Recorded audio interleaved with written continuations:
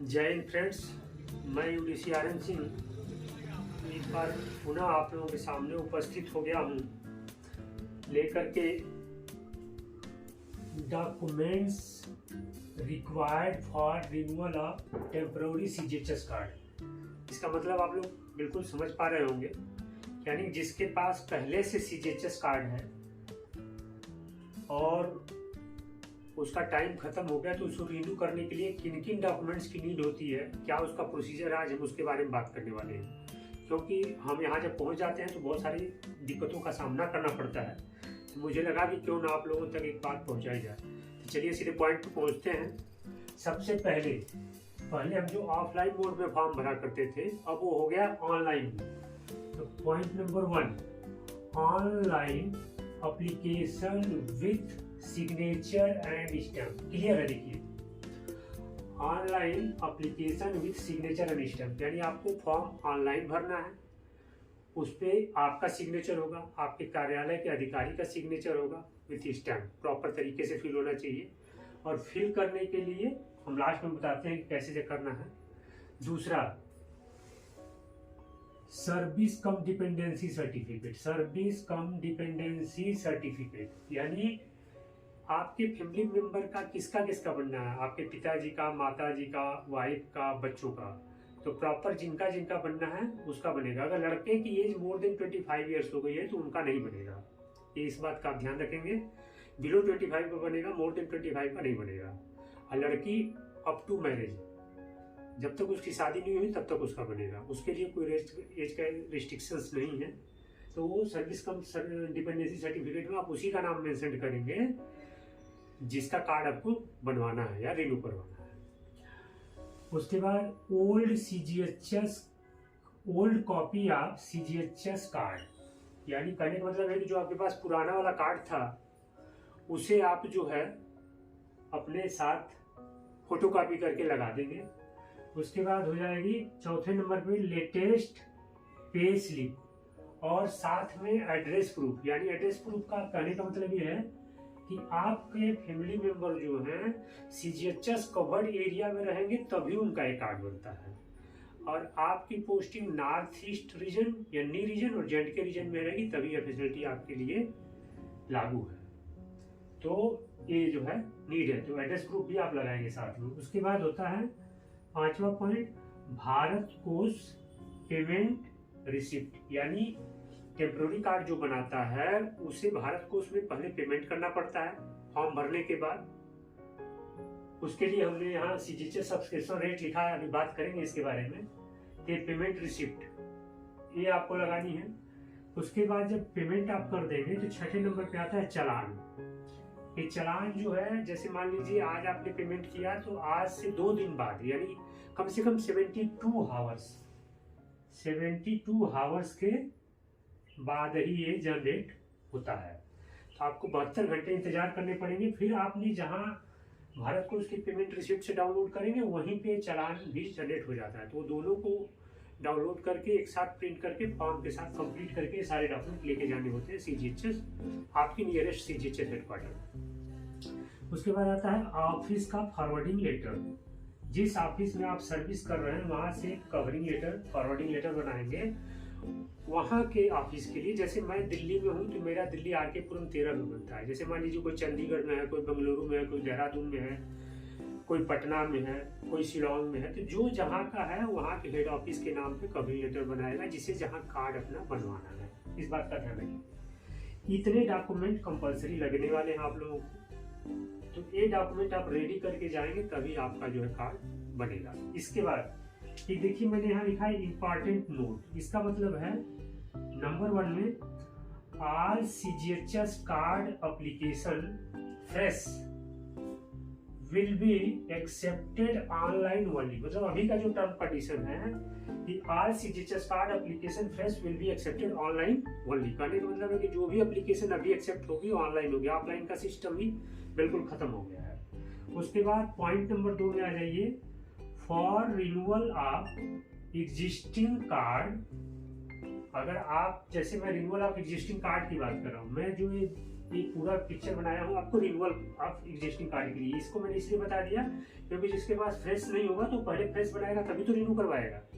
तो for renewal of existing card के लिए जाना कहाँ पड़ेगा, गो टू www.cghs.mofw यानी मिनिस्ट्री ऑफ फैमिली welfare.government.gov.in।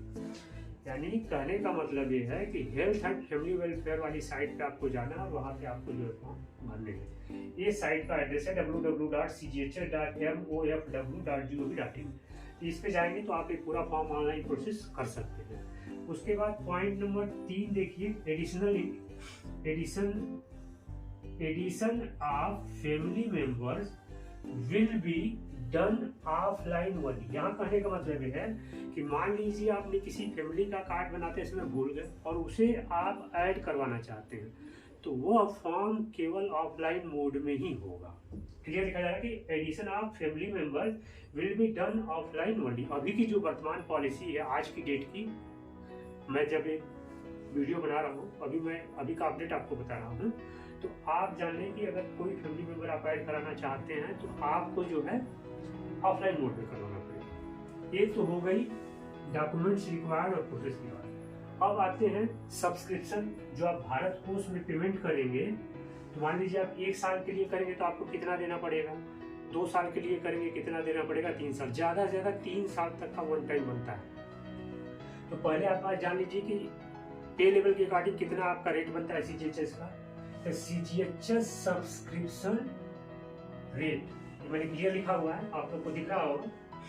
और ये है P/L का मतलब है पे लेवल। पे लेवल की रेंज है 1 to 5 का 250 पर मंथ कटेगा। उसके बाद पे लेवल ये है पे लेवल 6 इकलौता है सिंगल जिसका करता है 450 रुपीज पर मंथ, ध्यान दीजिएगा। और पे लेवल 7 to 11 का 650 पर मंथ और पे लेवल 12 एंड एबव का क्लियर 1000 पर मंथ, जो अभी का CGHS सब्सक्रिप्शन रेट है। यानी कहने का मतलब ये है कि मान लीजिए अगर आप पे लेवल 1 से 5 में हो 250 रुपीज आपका 1 महीने का है, तो ये जो है आपका 12 महीने के लिए हो जाता है कितना, ये 12 महीने के लिए हो जाएगा सीधे 3000 रुपया 1 साल के लिए। 1 साल के लिए 3000 रुपया हो जाएगा। तो वैसे ही 2 साल के लिए अगर आप करवाएंगे तो 6000 हो जाएगा, और अगर 3 साल के लिए करवाएंगे तो 9000 हो जाएगा। वैसे ही आप अपने पे लेवल रेट के अकॉर्डिंग जो है कैलकुलेट करके आप 1 साल का रिन्यू कराना चाहते हैं, 2 साल का कराना चाहते हैं, 3 साल का कराना चाहते हैं, उसके अकॉर्डिंग आपको भारत कोष की साइट में पहले पेमेंट करना है, उसके बाद चालान जनरेट करनी है, तब जाकर के आपको करना है। लेकिन इससे पहले ऑनलाइन एप्लीकेशन फाइल करना है। तो ऑनलाइन एप्लीकेशन कहाँ से फाइल होगी, यहाँ से www.cghs.gov.in पर। यहाँ जाने के बाद हम BRO एम्प्लॉय को सबसे बड़ी दिक्कत आती है मिनिस्ट्री सेलेक्ट करने की। तो अभी जो देखिए लेटेस्ट है मिनिस्ट्री वाली बात मैं आपको बता दूँ, तो अभी यहाँ जगह नहीं, मैंने यहाँ नोट कर रखा है। तो जब आप फॉर्म भरेंगे तो पर्सनल इंफॉर्मेशन के टाइम पे जब आप जाएंगे तो बेनिफिशियरी आप serving depart detail personal information को जब भरेंगे तो उसके बाद आएगा बेनिफिशियरी सर्विंग डिपार्टमेंट डिटेल्स। वहाँ जाएंगे तो ऑर्गेनाइजेशन नेम में डिपार्टमेंट अंडर मिनिस्ट्री, यानी हमको जो मिनिस्ट्री के बारे में अपने बताना है। तो अभी जो हमारा ऑर्गेनाइजेशन या DDO कोड जो है उसका नाम आपको सेलेक्ट करना है। चलिए इसको मैं रब करके आपको लिख के ही बता देता हूँ। मतलब कहने का है कि ये चीज़ मैं आपको यहाँ बता सकता हूँ, इसको आप लोग देख लेंगे, नोट कर लेंगे अपने हिसाब से, वीडियो पॉज करके ज़रूरत के अनुकूल। मैं आपको बता देता हूँ कि किस आपको जो DDO कोड जो हमारा मिनिस्ट्री सेलेक्ट करेंगे DDO कोड वाली, उसमें आपको सेलेक्ट करना है। जब आप फॉर्म भरेंगे तो वो है डिपार्टमेंट अंडर मिनिस्ट्री में आप लिखेंगे डिपार्टमेंट ऑफ डिफेंस। आपको सेलेक्ट करना है department of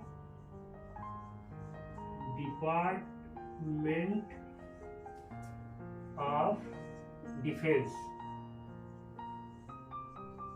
department of defence आप जब सेलेक्ट करेंगे तो उसका जो DDO कोड है 271318, इसका DDO कोड आपको दिखेगा उसमें 271318। बाकी चीज़ें जैसे आप इसे सेलेक्ट करेंगे तो फिर ऑफिस एड्रेस आपने बनना है, पे लेवल बनना है, वो फॉर्म का प्रोसीजर मेन यहाँ हमारी प्रॉब्लम आती है। बाकी यार सेंट्रल गवर्नमेंट एम्प्लॉय का अलग अलग है, तो जो जहाँ के हैं वो आप बिल्कुल अपने अपने के अकॉर्डिंग वो कर सकते हैं। लेकिन जैसे हम BRO से हैं तो BRO का ये है मिनिस्ट्री ऑफ डिफेंस, तो आप इस चीज़ का ध्यान दीजिए, ठीक है। ये तो हो गई, आप फॉर्म जब ऑनलाइन भरेंगे तो यहाँ पे ज़्यादातर लोगों को दिक्कत आएगी, और अगर किसी को दिक्कत आएगा तो मैं अपना नंबर डिस्क्रिप्शन में दे दूंगा, वो मुझसे डायरेक्ट बात कर लेगा, मैं उससे हेल्प कर दूंगा बताने के लिए, ठीक है। अब चलिए इसके बाद एक चीज़ और क्लियर कर देते हैं। ये जब आप करेंगे तो बहुत से लोग को दिक्कत आएगी भारत कोष में पेमेंट करने के लिए। तो जब हम भारत कोष में पेमेंट करेंगे तो उसका एक सिंपल सा प्रोसेस मैं आपको बता देता हूँ। ये चीज़ें अब मैं रब कर रहा हूँ, क्योंकि अब अगर उसके बारे में बात करेंगे तो थोड़ा सा आपको ब्रीफ करने के लिए यहाँ हमको रब करना पड़ेगा। तो लीजिए, अब हम बात करते हैं आपको भारत कोष में जब आप पेमेंट करेंगे तो क्या उसका प्रोसेस है। जैसे आप भारत कोष की साइट पे जाएंगे, भारत कोष गवर्नमेंट की साइट है, आप इस पे जाएंगे तो यही आपको पेमेंट करना है। तो पेमेंट करने के लिए जैसे आप जाएंगे तो क्लिक करेंगे इस पे, तो इसे सेलेक्ट करने के बाद आपके पास जो खुल के आता है इंटरफेस, उसमें 4 ही चीज आएंगी। 4 क्या क्या आएंगी? पेमेंट पर्पज, इसमें 4 ही स्टेप्स आते हैं। पेमेंट पर्पज, पेमेंट का पर्पज आपको सेलेक्ट करना है। उसके बाद दूसरा स्टेप्स जो आता है वो आएगा डिपॉजिटर डिटेल्स। दूसरा है डिपॉजिटर्स डिटेल, डिपॉजिटर्स डिटेल्स, यानी पेमेंट का पर्पज आपका क्या है, डिपॉजिटर डिटेल्स क्या है। उसके बाद जो फर्दर आएगा कंफर्म इंफॉर्मेशन। जब आप पेमेंट पर्पज भर दिया आपने, डिपॉजिटर डिटेल्स भर दिया, फिर कंफर्म कर देना है आपने। कंफर्म इंफॉर्मेशन को कंफर्म करेंगे, कंफर्म इंफॉर्मेशन ये आपको दिखेगा। उसके बाद आप जाकर के पे कर देंगे। पे करने का मोड है ऑनलाइन, SBI के थ्रू कर दीजिए, क्रेडिट कार्ड से करिए, UPI से करिए, सारे मोड इसके अंदर पेमेंट करने के ऑप्शंस अवेलेबल है। अब इसके बाद जो आती है कि आप जब इसके स्टेप नंबर 1 का सबसे ज़्यादा रोल है पेमेंट पर्पज में। जब आप इसमें चलेंगे तो ये चीज़ क्या क्या आपको सेलेक्ट करनी पड़ेगी। तो पर्पज में जब आप आएंगे भारत के उसके पर्पज को क्लिक करेंगे तो आपको, चलिए इसको लिखी देते हैं, पर्पज के में आप सेलेक्ट करेंगे इंडिविजुअल बाय डिफॉल्ट आता है, वैसे आप इंडिविजुअल सेलेक्ट करिए। उसके बाद फिर डाउन एरो सर्च करना है। सर्च क्या करना है, पर्पज में सर्च करिएगा तो आपको सर्च करने के बाद जो मिनिस्ट्री फिल करनी है, सर्च पे क्लिक करिएगा। सर्च का ऐसे राउंड शेप दिया रहेगा, तो उसमें सर्च ऑप्शन में जब आप क्लिक करेंगे तो वहाँ आपने मिनिस्ट्री सेलेक्ट करनी है। मिनिस्ट्री जो है health and family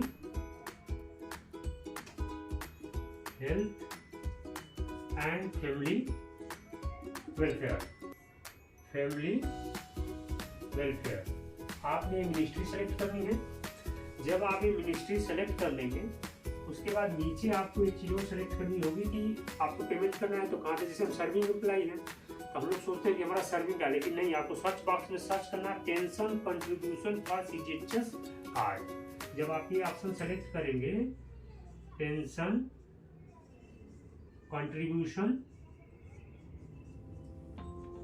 contribution for CGHS card, देखिए अभी राइटिंग थोड़ी ऐसी हो रही है, CGHS कार्ड। जब आप ये सेलेक्ट कर लेंगे और ये सेलेक्ट करने के बाद आपने करना क्या है, जैसे मान लीजिए मैं दिल्ली में मेरा कार्ड बना हुआ है तो मैं दिल्ली सेलेक्ट करूंगा, आपका देहरादून हो, चंडीगढ़ हो, जिसका जहाँ का होगा उस वाले ऑप्शन पे क्लिक करेगा। उसके बाद एक ब्लू कलर की टिक आएगी, उसमें जो ब्लू टिक आएगी वो क्लिक करने के बाद आपका पर्पज सेलेक्ट करने के बाद वहाँ आएगा pension contribution for CGHS card. जैसे मेरा दिल्ली है तो मैं दिल्ली सेलेक्ट करूंगा, आपका देहरादून है तो आप देहरादून सेलेक्ट करेंगे, आपका चंडीगढ़ है तो आप चंडीगढ़ सेलेक्ट करेंगे, जिसका जो है वहाँ सेलेक्ट करना है। बाकी चीज़ें बाय डिफॉल्ट भर के आ जाएगी। उसके बाद जब आप चलिएगा, चलिए यहीं आगे कर लेते हैं। जब आप पेंशन कंट्रीब्यूशन वाला ऑप्शन ये सेलेक्ट कर लेंगे, जैसे मेरा दिल्ली है तो मैं दिल्ली सेलेक्ट करूँगा, ठीक, दिल्ली सेलेक्ट करूँगा। उसके बाद ऑप्शन आएगा आपका DDO और पे अकाउंट ऑफिस। आपका DDO और पे account office PAO by default select हो जाएगा उसमें, बाई डिफॉल्ट सेलेक्ट हो जाएगा। इसको आपको सेलेक्ट करने की जरूरत नहीं है। ये दो DDO और PO वाला डिटेल अपने आप बाई डिफॉल्ट उसके अंदर सेलेक्ट होके आ जाएगा। उसके बाद आपने क्या करना है, अमाउंट फिल करना है। आप मान लीजिए 1 साल का कर रहे हैं तो 3000, 2 साल का कर रहे हैं तो 6000, 3 साल का कर रहे हैं तो 9000। तो मैंने 1 साल के हिसाब से डाला, 3000 आप डाल दीजिएगा। फिर एक नीचे रिमार्क्स का कॉलम होता है, रिमार्क्स में आप लिख देंगे कि आपने किस लिए पैसे जमा कर रहे हैं। तो सिंपल सा रिमार्क्स लिख दीजिएगा कि for renewal of CGHS card. उसके बाद फिर आप क्या करेंगे, उसके बाद आप कैप्चा फिल करेंगे। कैप्चा जो आजकल सिंपल सा है, कैप्चा आता है। उसके बाद कैप्चा डालेंगे। कैप्चा डालने के बाद आप सबमिट कर देंगे तो आपका जो है वो अगले स्टेप पे लेके चला जाएगा। तो मैं 4 स्टेप बताया था। डिपॉजिटर डिटेल फिल करेंगे, उसके बाद कंफर्म इंफॉर्मेशन करेंगे, उसके बाद पे करेंगे। मेन जो है पहला स्टेप इसका सबसे ज़्यादा कठिन है, जो बिल्कुल आसान है। बस यही है इसका कार्रवाई, इससे ज़्यादा इसमें जरूरत नहीं है। तो ये है दोस्तों CGHS कार्ड रिन्यू कराने का तरीका। जिसको फ्रेश बनाना हो, रिन्यू कराना हो, इसी तरह की दिक्कत हो तो डायरेक्ट मेरे से संपर्क कर सकता है।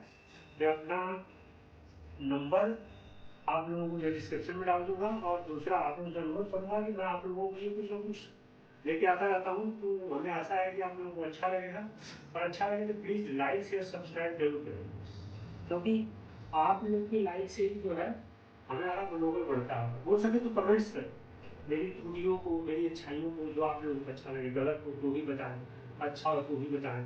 तो आई होप आप लोग अपना प्यार लाइक शेयर सब्सक्राइब करके देंगे। चलिए ठीक है, थैंक यू सो मच, नमस्कार, मिलते हैं।